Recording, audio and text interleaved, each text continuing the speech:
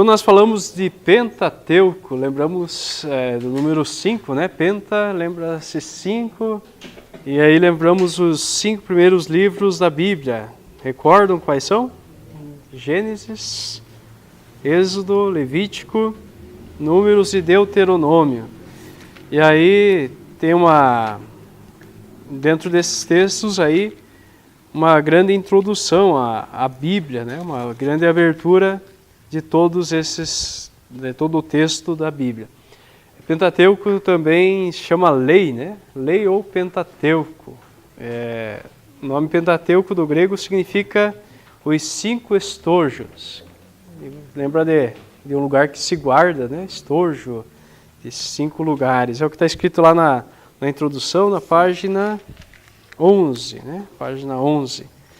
Nos quais eram guardados os rolos de papiro ou de pergaminho contendo os primeiros 5 livros da Bíblia, Gênesis, Êxodo, Levítico, Números e Deuteronômio. À primeira vista, na primeira vista, parece apresentar a história da humanidade. Em seguida, de Israel, desde a criação do mundo até a morte de Moisés.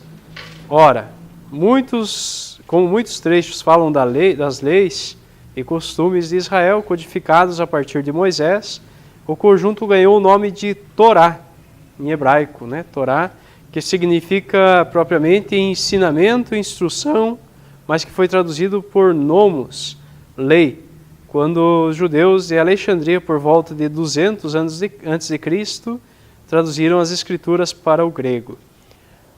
Surge primeiro como lei, como uma grande instrução para o povo hebreu, um povo que acreditava num Deus uno, num Deus que fez uma aliança com eles. O Pentateuco não é um código civil ou penal, nem uma cartilha de organização do povo, nem é um manual de história da humanidade de Israel, mas a introdução da vontade de Deus a respeito do povo que ele elegeu, firmando aliança com ele.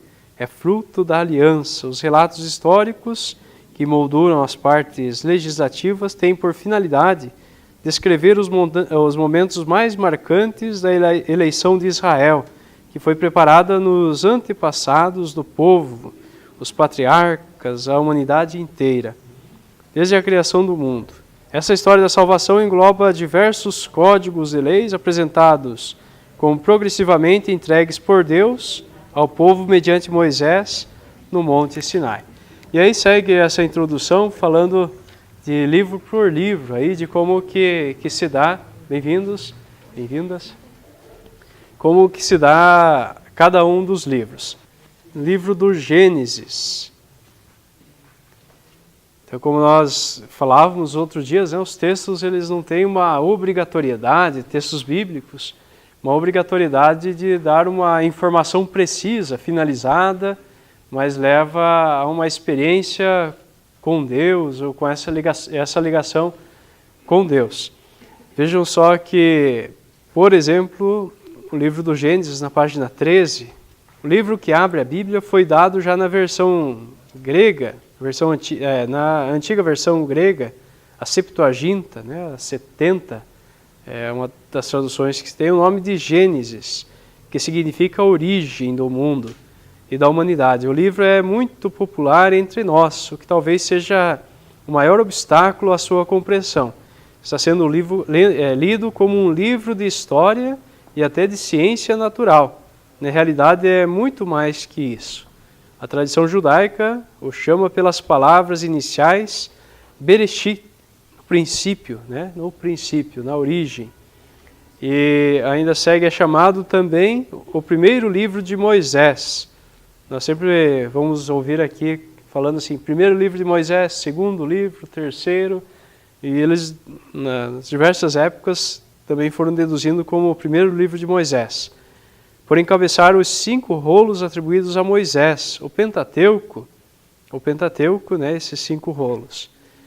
Serve de introdução à história da humanidade, de Israel e do povo de Deus. O Criador do universo se dá a conhecer aos pais da fé, os patriarcas, faz com eles uma aliança, prometendo-lhes uma terra e numerosa descendência. Os outros livros de Moisés, Êxodo, Levítico, Números, Deuteronômio, narram o cumprimento dessa promessa, por meio da libertação do Egito, com a outorga da lei e da aliança, na condução de Israel até a fronteira da terra prometida. Situação essa que corresponde àquela que o povo se encontra no momento da redação definitiva dos livros por volta do exílio babilônico, e a tarefa de reconstruir o povo de Deus na terra de Israel depois de 500 anos antes de Cristo. Isso, os textos a gente já, com certeza, leu outras vezes ou vai lendo, mas ao ler hoje, aqui com certeza, com as últimas conversas que nós tivemos, nós temos uma noção que esse texto aqui ele é bem literário, ele tem um formato que vai se traduzindo aqui, que vai colocando de um jeito que fique bom de ler, né? No primeiro dia, no segundo, no terceiro, como se alguém estivesse escrevendo uma poesia e viu que tudo era muito bom. Daí vem lá, terceiro dia, e Deus viu que era muito bom, quarto dia, e fez-se até anoiteceu, amanheceu, e Deus viu que era muito bom. Então era um formato que se tinha de escrever, a gente falou na vez passada sobre os formatos de escritas, sobre como que foram sendo compostos os textos bíblicos. E aqui, essa primeira parte, dentro dos temas específicos, fala sobre a bondade da criação. Vai de Gênesis 1:1 até 2:4. Então, até o segundo capítulo vai falando da criação. É um verdadeiro hino de louvor à criação, e com Gênesis 2:4 até o 17, pode-se comparar o Salmo 8, que canta o carinho de Deus para com a criatura humana. Aí terminou, né, no 2 ali, assim foram concluídos o céu e a terra, narra até o sexto dia. No sétimo dia Deus concluiu toda a obra que tinha feito, e no sétimo dia repousou e toda a obra que fizera. Deus abençoou o sétimo dia e santificou, pois nesse dia Deus repousou e toda a obra da criação. Agora a partir do 4, aí, do 2, versículo 4, começa a falar do ser humano. Começa a falar e começa a agradecer e engrandecer a vida, né, de cada um e o carinho de Deus para com a criatura humana. Vejam lá, essa é a história da criação do céu e da terra. Quando o Senhor Deus fez a terra e o céu, ainda não havia nenhum arbusto no campo sobre ele a terra e sobre a terra. E ainda não tinha brotado vegetação, porque o Senhor Deus ainda não tinha enviado chuva sobre a terra. E não havia ninguém para cultivar o solo. Mas brotava da terra uma fonte que lhe regava toda a superfície. Então o Senhor Deus formou o ser humano com o pó do solo, soprou-lhe nas narinas o sopro da vida, e ele tornou um ser vivente. E aqui começa a elogiar o ser humano e a tratar com carinho. Então todo o livro do Gênesis transpira o amor à criação, a promessa a Abraão sobre o céu de estrelas, as cenas idílicas em torno do casamento de Isaac, as andanças dos pastores pelos campos do Oriente, lição muito valiosa no tempo em que o ser humano destrói orgulhosamente a criação. O comentário que está no texto. E aí vem o segundo livro, né, que a gente diz também o livro de Moisés, o segundo livro. Vamos dar uma olhadinha antes de Êxodo, capítulo 1. É a continuação do Gênesis. E bebe nas mesmas fontes ou tradições. Aqui, quando a gente vai estudar a Bíblia com mais afinco, a gente vê algumas palavras chamadas assim, tradições. Por exemplo, aqui cita ali, né? A tradição javista, a tradição eloísta e a tradição sacerdotal. São diversas tradições que alimentam a escrita bíblica. Vejam só que a tradição javista chamavam Deus de Yahvé ou Javé. Tanto é que nós pegamos aí a Bíblia Jerusalém e muitas vezes quando a gente vai ler lá, fala de Yahvé. É a tradição javista, né, que alimenta um pouco mais essa fonte.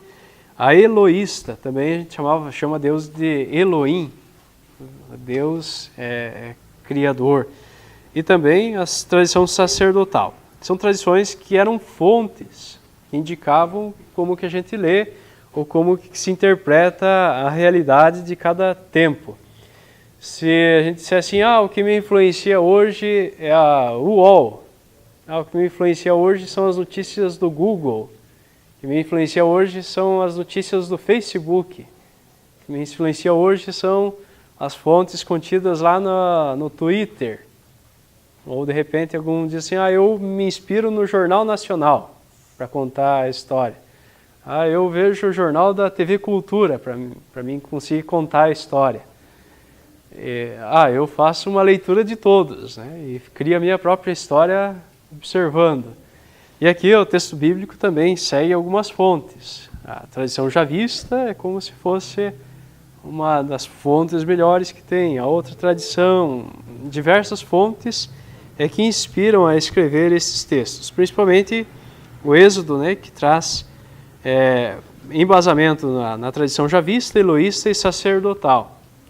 Essas tradições dão pano para manga para a gente entender elas, né, com mais tempo. Se precisa estudar, a gente vai com mais afinco, né, mais a fundo em cada uma delas, para conseguir ter uma leitura bem plena da Bíblia. Então, num texto, num estudo apenas bíblico, a gente tem que analisar um pouquinho mais. Mas como a gente já vai ver alguns comentários sobre o Êxodo, vai ser mais leve, não vou aprofundar aqui hoje sobre esses temas. A redação final se deu depois do exílio, por volta de 450 a.C. Veja, o texto é bem antigo, né? De 450, então 2.467 anos atrás foi escrito esse texto aqui. 68 agora. Que ali no livro do Êxodo, né? A introdução aí do livro. O nome tomado da tradição grega significa saída. Quando falamos Êxodo, lembramos? Saída. O livro narra a saída de Israel do Egito, da casa da escravidão, por volta de 1250 a.C. Vejam só quanto tempo depois é que foi escrito. Foi escrito 450 e narra de um bom tempo antes, de 1250. Aquilo que a gente falava antes na introdução à Bíblia, né, nas outras aulas, que ela primeiro foi contada, depois foi narrada, depois escrita e depois impressa, aqui, né, que a gente chegou até nós.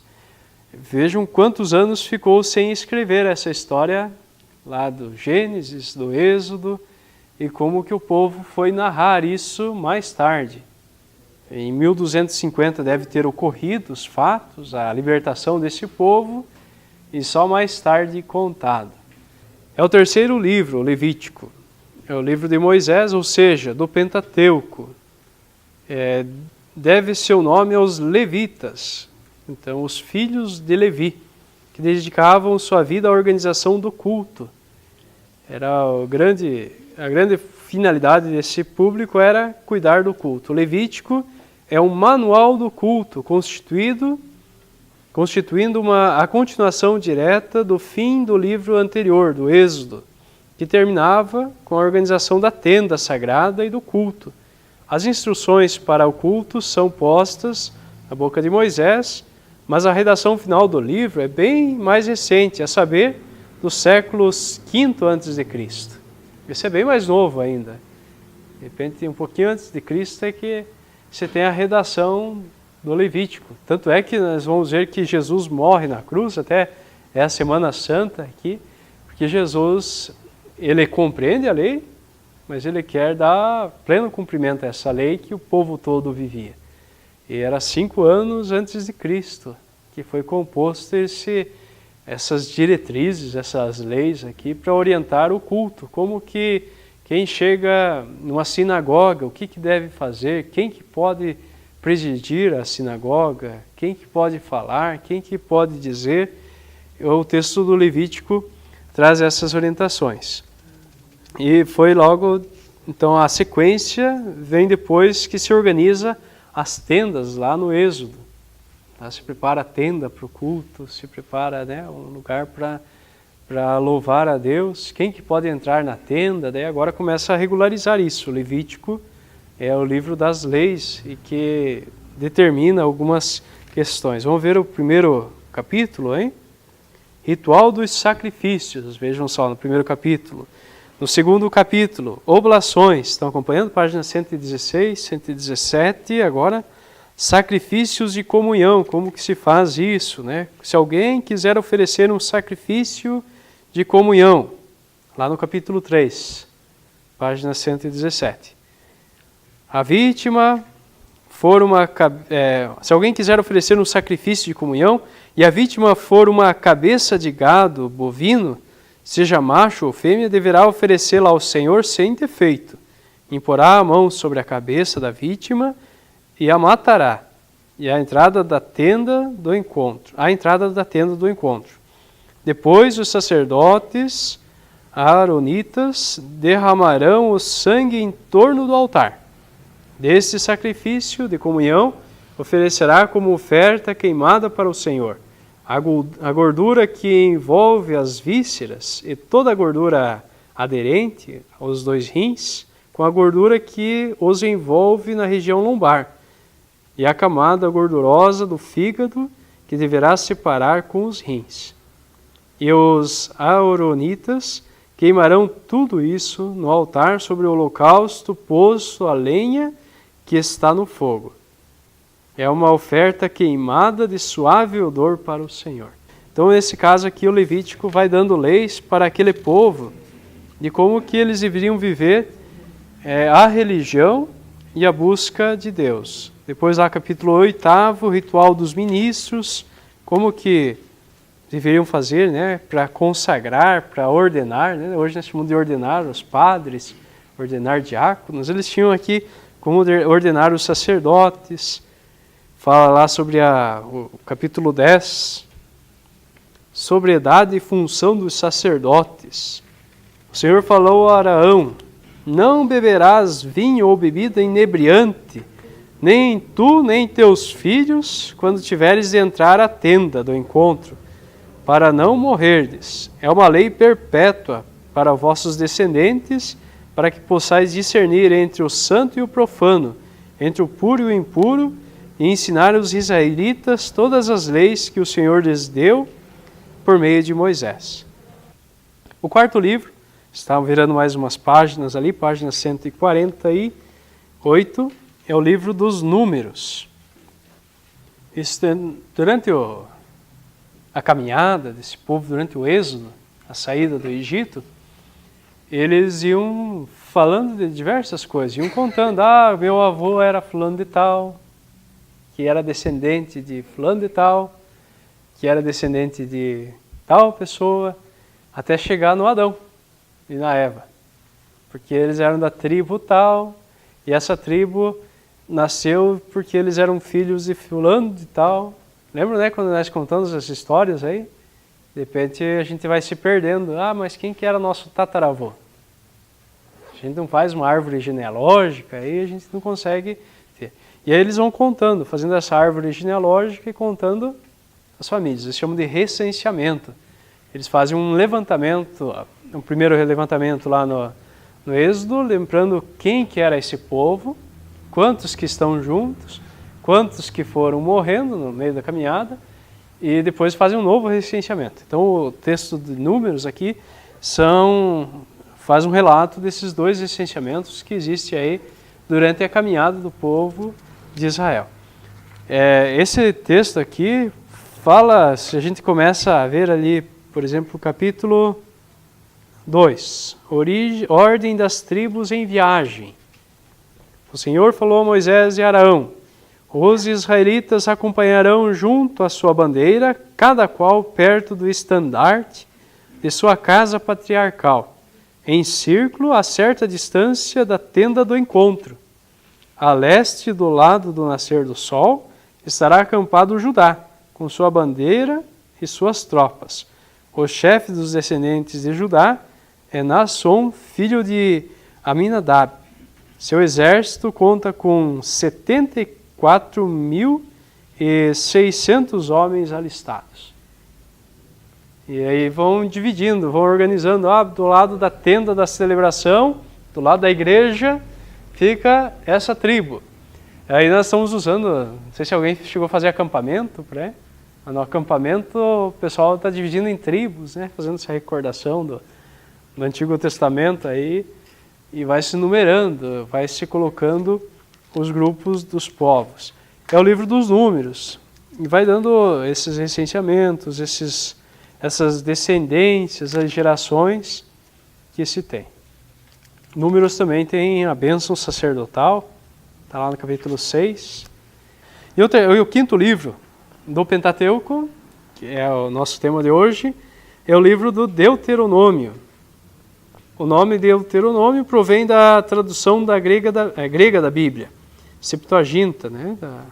Daquela do livro dos 70, que entendeu a expressão hebraica de Deuteronômio 17:18. Essa aqui que foi a interpretação para dar esse nome para esse livro, né? Capítulo 17, Deuteronômio, significa o segundo livro. Deutero, segundo, e nômio, livro. Então é o Deuteronômio. Diz lá o texto, né? Versículo 18.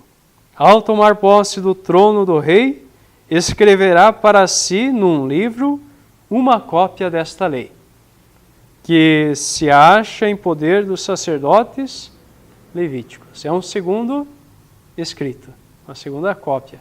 Então, esse texto de Deuteronômio, ele é quase que uma repetição do Gênesis.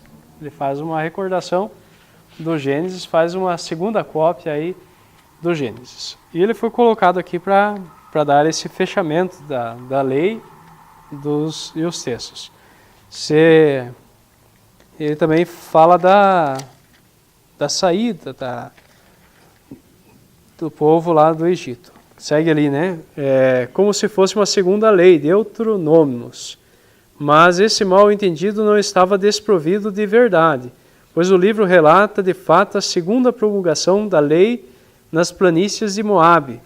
Deuteronômio repete, assim, em parte, materiais narrativos e, sobretudo, legislativos encontrados também nos outros livros do Pentateuco. Mas Deuteronômio se distingue dos outros livros por alimentar-se de outras fontes, não das fontes javistas, eloístas e sacerdotal. Então ele, em vez de assistir a Rede Globo, a pegar no site da UOL, ele andou assistindo a TV Humaitá e pegou também as informações aí da TV Câmara e teve outras informações, leu a Rede Sul de Notícias e ele fez algumas outras interpretações para narrar a ação de Deus no meio do povo. Então é como se fosse um outro Gênesis, é uma narrativa de como que surge também a humanidade. E utiliza-se também das partes dos outros livros, aí, dos números, do Levíticos, né, as leis, para descrever. A parte mais antiga, o núcleo legislativo, Deuteronômio 12 até 26, são os capítulos, né, chamado o Deuteronômio primitivo, parece corresponder ao livro da lei, que por volta de 620 a.C., provocou a reforma religiosa de Josias, está lá em 2 Reis. Essa tradição legal contém traços que apontam para Israel inteiro.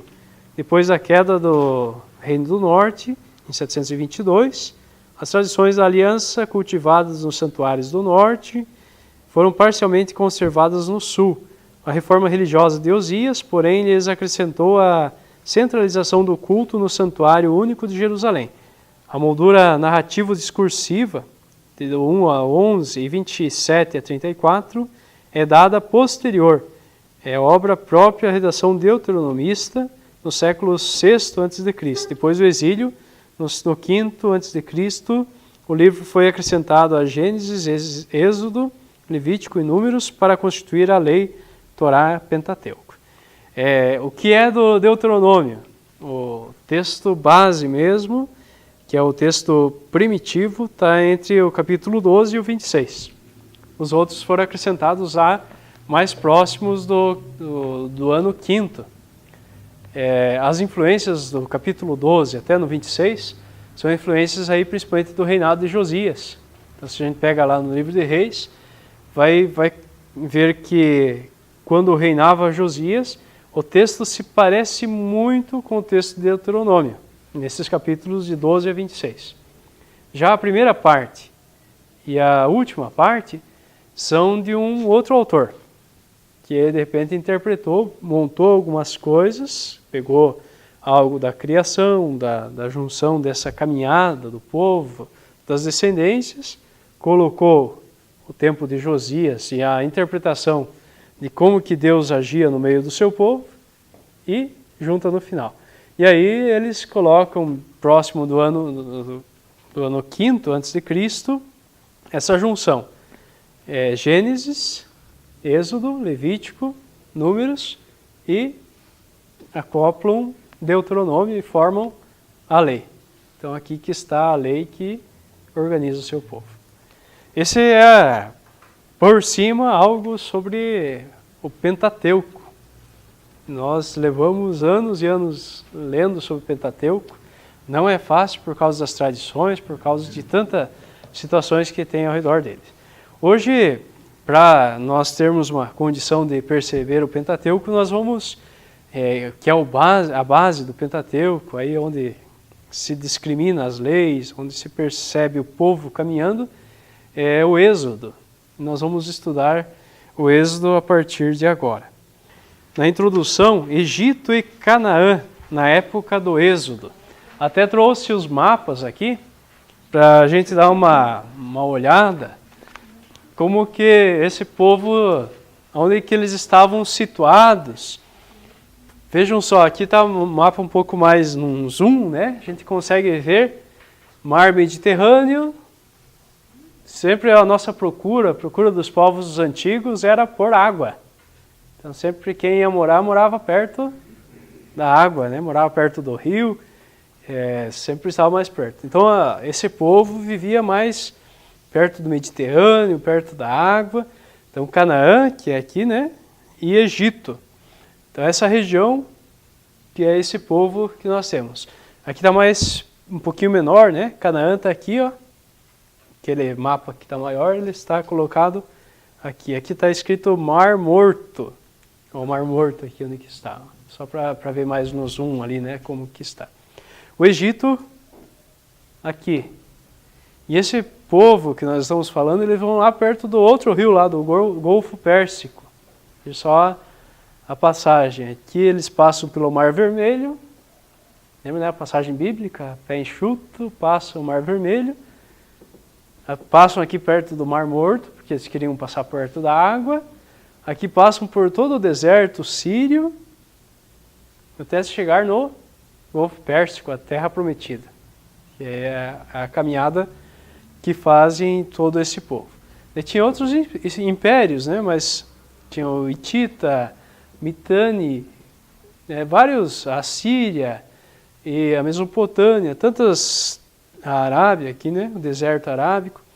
E esse povo estava aqui no Egito, que é o povo que nós vamos falar dele, que eles saem dessa região e vão até a Terra Prometida.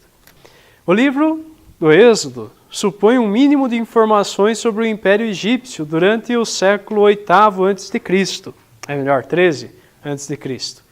Nesse tempo dominam os faraós do Novo Império, 1610 a 1085 a.C. Trata-se de um período de grandes conquistas que chegaram até o rio Eufrates, sendo que Canaã, Palestina, ficou sob o controle do Egito por mais de 4 séculos, entre 1304 e 1184 a.C. Reina a 19ª dinastia de faraós, entre os quais temos Sete I, Ramsés II e Meneptah. Estamos assim no período onde se situa o fundo histórico das narrativas que encontramos no livro do Êxodo. Então, mais ou menos esse período aí, 1304, 1184, é a 19ª dinastia dos faraós, que acontece esse período narrado no livro do Êxodo, tributário. É a forma de se manter, e aí que, a princípio, ele não era escravagista, não era um trabalho escravo, se necessitava dessa mão de obra, mas isso se tornou uma lei. E essa lei, olha, vão precisar todo dia da tua mão de obra, e começou a dar muita desigualdade. A pessoa que ia prestar serviço para o Estado, não sobrava tempo para ele produzir o feijão com arroz dele. De repente, a hora de pagar o que ele tinha que pagar para o Estado, ele não tinha para pagar. E isso começou a gerar revoltas, começou a gerar dificuldade. É mais ou menos igual alguém que não tem para pagar energia elétrica hoje. Daí passa 3 meses, corta a energia elétrica, a pessoa vai ficando mais empobrecida, né? Daí já não funciona a geladeira, já não funciona uma coisa ou outra, não pode passar bem a roupa. Daí, já gerando isso, tem que vender a casa, já vai para a rua, e depois da rua ele não consegue mais se levantar. Vai criando a miséria, a dificuldade. E isso foi acontecendo no sistema do faraó, e principalmente no Egito, com esse povo que estava no Egito, que nós vemos narrado no Êxodo. Vejam só, né? Parece que acontece muito hoje, né? Aquele que nega o tributo, aqueles que se afastam, né, de pagar qualquer tributo, eles vão prejudicando alguma ordem econômica. E isso acontecia lá com os camponeses. Os camponeses, eles eram muito fortes, porque a situação da época era o produto que se tinha para comercializar ou para subsistência, é que dava força para a política. Então, se tem trigo, vai ter pão, vai ter o que comer. Hoje, né, se tem trigo, a gente faz tantas outras coisas, mas naquela época era mais reduzida, né? Até a quantidade de comida, o que se comia. Os animais, né, eram muito importantes, né? A carne fraca, outras carnes aí, eles tinham tantas possibilidades de... Então, os camponeses é que dominavam a parte de produção, mas quanto mais eles se afastavam da situação do Estado, iam para as regiões mais longínquas, o Estado não tinha como dominar eles, não tinha como alcançar eles. Então isso prejudicava um pouco o Estado, mas ao mesmo tempo esse povo se sentia mais livre, embora sempre com aquele medo, né, que se tinha diante dessa situação. Para manter os camponeses, a cidade procurava compensar os tributos com tropas e proteção contra invasores, ou se unia em aliança com outra cidade para manter o controle de um território mais extenso. Por outro lado, a exploração da cidade favorecia a diminuição da tensão entre os pastores e agricultores, levando-os a lutar contra o inimigo comum. Então, aquela questão de dominação de impérios, essas situações, é o que deixava os camponeses com mais medo, que de repente eles perdiam a segurança, ficavam muito inseguros, produzindo longe da cidade. E aí o governo dava uma liberada na questão de tributos e oferecia segurança para que tivesse, quando precisasse guerrear, também os camponeses guerreassem juntos. Entre os cananeus, o Deus Supremo era El, divindade que não exercia nenhuma ação direta sobre o mundo. Esse El, né? O El, que era o Deus, né? As divindades ativas eram Baal, masculino, e Anat, feminina, ligadas ao culto da fertilidade da terra. Sua ação mística era representada cultualmente com o rito da prostituição sagrada. Embora fosse divindade predominantemente agrícola, Baal era também protetor da cidade, e aí ficava o seu templo. Essa ambiguidade criava o seguinte panorama religioso. Obedecer a Baal significava não só realizar os rituais previstos no culto da fertilidade, mas também ser fiel à cidade, da qual ele era protetor. Assim, para que o ciclo da natureza se realizasse favoravelmente, era necessário sustentar a cidade onde morava o rei, que por sua vez era o guardião do santuário. também era o rei quem presidia ao ritual da primavera, responsável pela ressurreição da natureza após o inverno. Isso lhe assegurava o direito ao produto do campo. Veja só a mistura entre religião, poder e fé. Então eles sabiam que essa fé é que fazia acontecer algumas situações, principalmente no Egito, para que o rio Nilo subisse, transbordasse e pudessem cultivar ao redor do rio, era necessário fazer todo esse culto.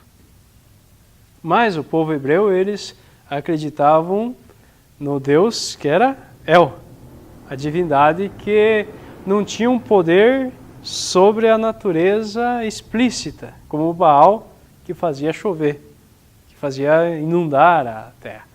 Isso gerava um conflito até de fé e de convicções. Isso vai minando muitas situações até chegar no Êxodo. Nós chegamos às migrações dentro do Império. Então várias situações aconteciam, no Egito muitas forças, até chegar à história de José, que é o que que o senhor tinha perguntado aqui, né? Então dentro da migração é que acontece essa história do José. Vários fenômenos deram origem a correntes migratórias que se dirigiam para o Egito. Em primeiro lugar, as grandes secas ou perdas de plantações devidas a fenômenos naturais ou ataques de nômades que se apossavam do produto do campo. Além disso, boa parte dos cereais era carreada para o Egito como pagamento de tributo, onde era estocado e muitas vezes servia para atender a população em situações críticas. Em meio à necessidade de muitos grupos de camponeses e pastores tinham que se locomover para buscar a própria sobrevivência. O Egito, graças à fertilidade nas margens do Nilo, era o principal alvo das migrações. Para aí dirigiam-se os camponeses em busca de terra fértil e pastores à cata de pastagens. Havia ainda os mercenários que se alistavam para campanhas militares do faraó ou se arrolavam nas grandes construções por ele promovidas. Muitos desses imigrantes encontravam uma situação melhor e acabavam se instalando no país. O que o livro do Êxodo chama de Hebreus são essas levas de imigrantes que se estabelecem principalmente na terra de Gessém, no leste do delta do Nilo.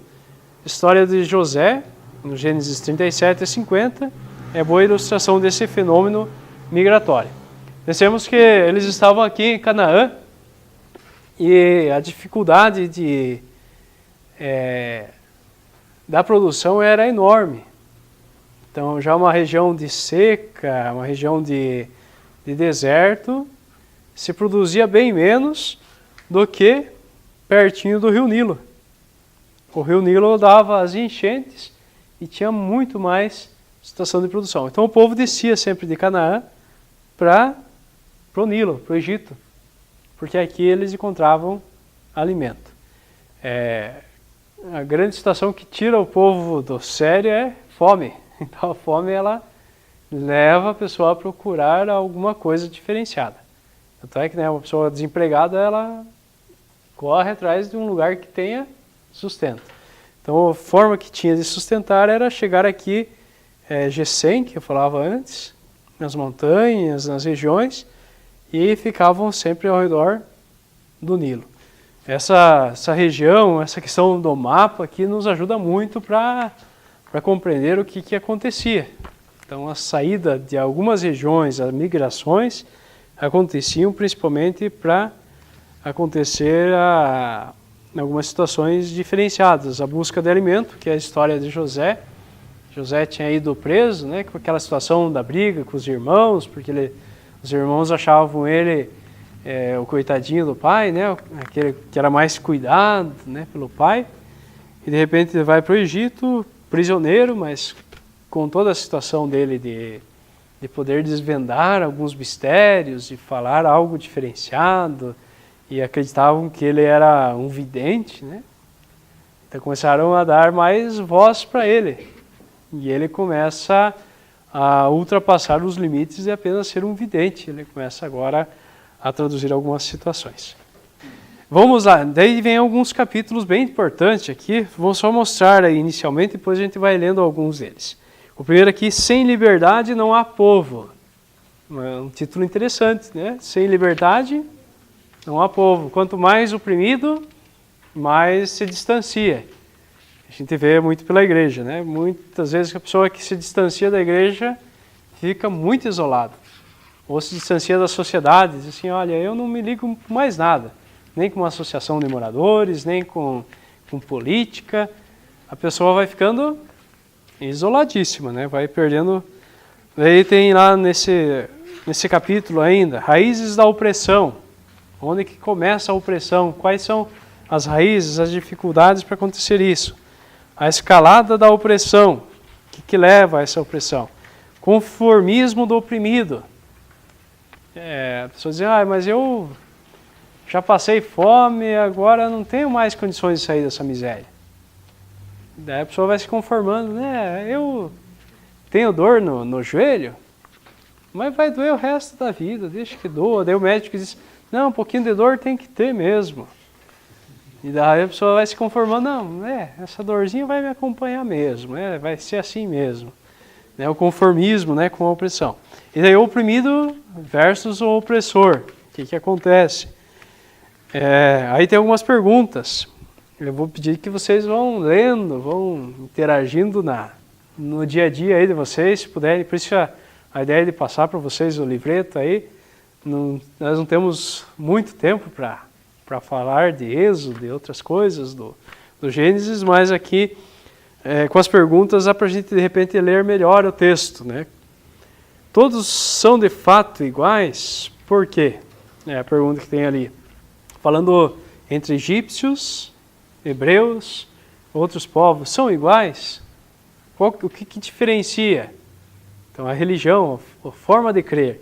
Quem crê num Deus uno, num Deus criador, ele tem a diferença de quem crê num Deus Baal, que é o Deus que traz a produção, que é um protetor de algum, ou da deusa feminina, ou do Deus do vinho, ou do Deus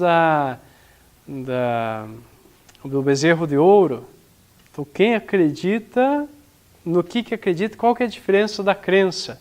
Então para isso, não basta dizer que uma coisa é boa, é preciso ver quem é boa.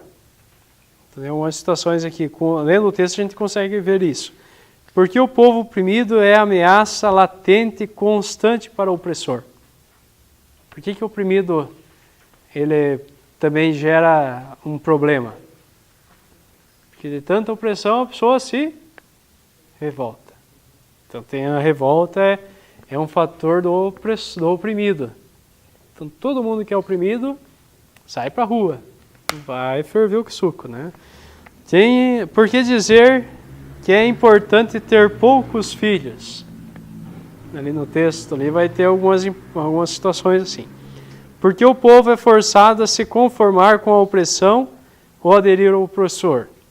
Quais os sinais de que o oprimido começa a tomar consciência?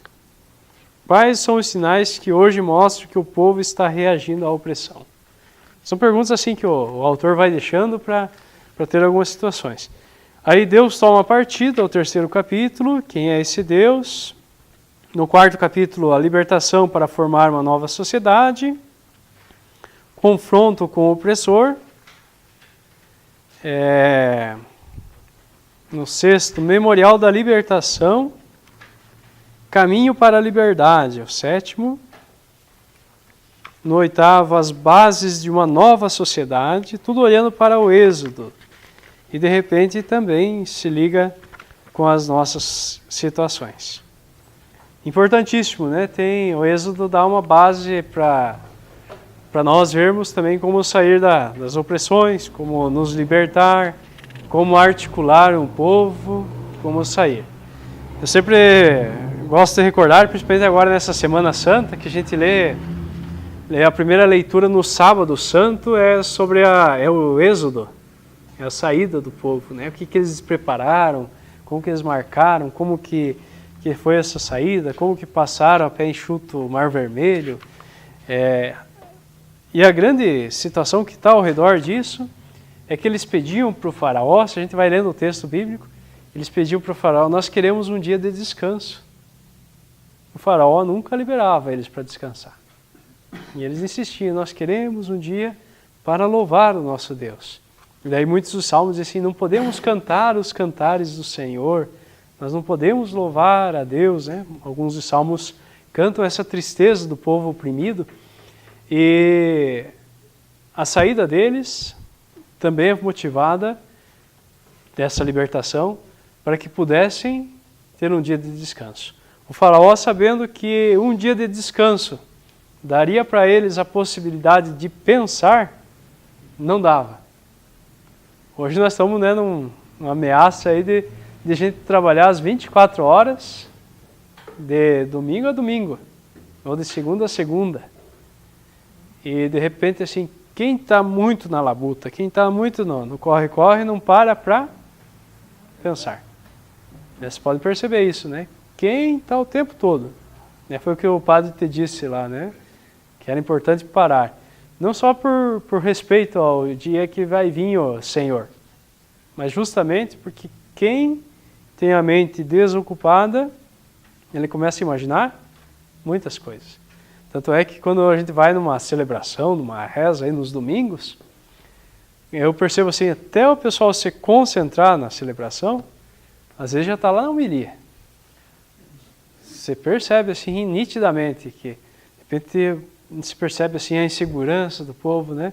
No sentar no banco, no levantar-se, com o tempo a gente vai percebendo as ações da comunidade e não é fácil você conseguir que o povo se concentre naquilo que você está. Porque o ritmo de todo mundo hoje está um ritmo muito corrido. Tanto é que vocês, ao sentarem aqui, até entrar no ritmo da aula, né, levar um tempinho assim para você se concentrar, para terminar a corrida que teve, ali a rua que você atravessou hoje, agora, pertinho até aqui na sala, para sentar.